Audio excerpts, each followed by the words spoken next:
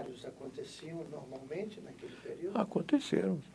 E eram... Houve uma ou duas invasões. Houve uma invasão na Faculdade de Direito, houve uma invasão. Essa do Hospital das Clínicas foi muito depois, não foi comigo. Isso já foi no tempo de João Durval. E com Antônio Carlos houve muita coisa. Mas durante o meu período como reitor e também como governador, não houve coisas assim terríveis. Um pouco pelo próprio espírito do baiano. Né? São Paulo, por exemplo, os empresários se juntaram, né? e financiaram muita coisa.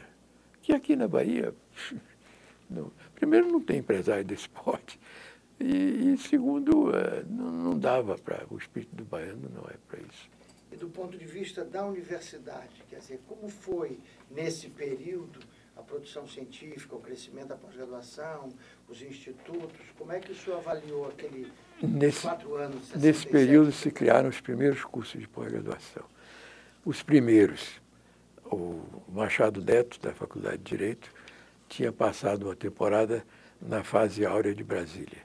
Então tinha trazido essas ideias. Entre ele, Machado Neto, Zaide, esposa dele, e outros, Maria Brandão, criaram um curso de pós-graduação em ciências humanas. Não lembro assim, exatamente como era o programa, mas foi um dos primeiros.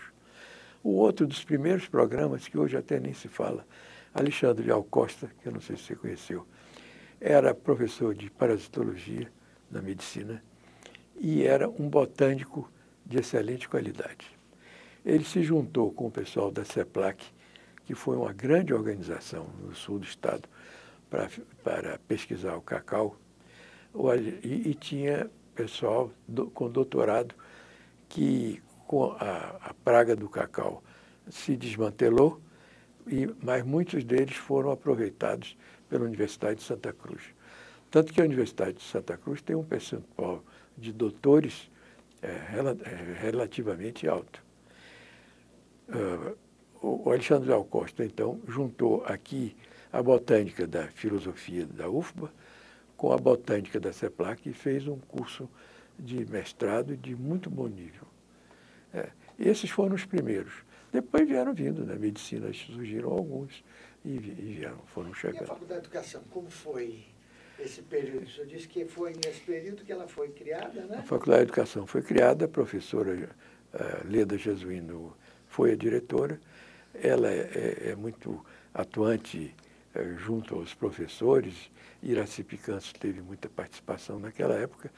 E houve uma figura que infelizmente foi esquecida, que foi uma inglesa que veio aqui pela Unesco e que era uma mulher muito inteligente, muito competente, conhecedora dos problemas da educação e que, na minha visão, teve um papel importante da criação, digamos, de uma mentalidade da Faculdade de Educação.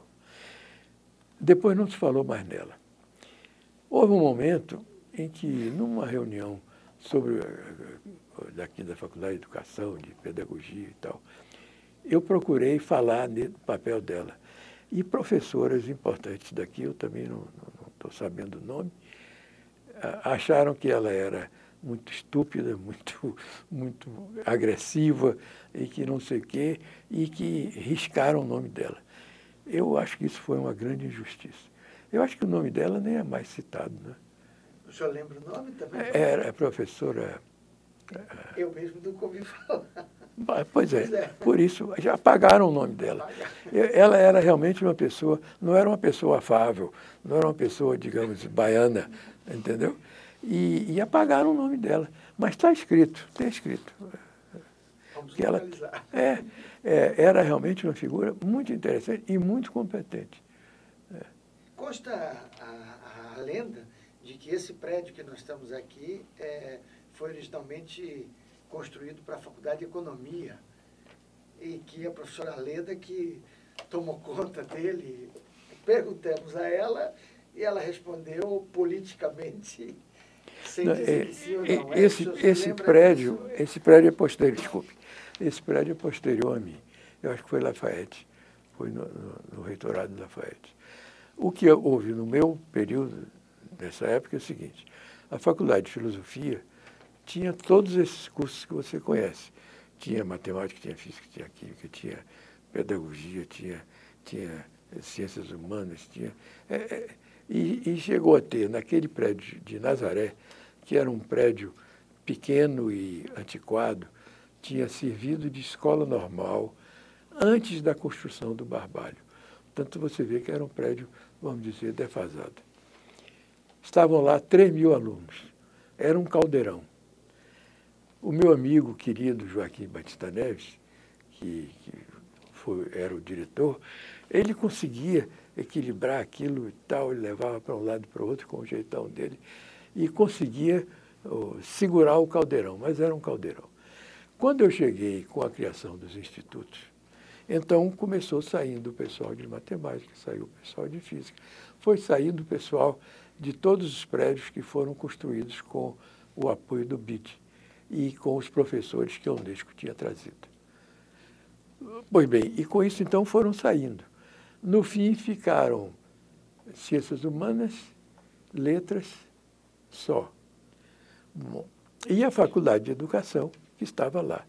Isso era para ter, mais do que houve, uma mudança no governo da universidade.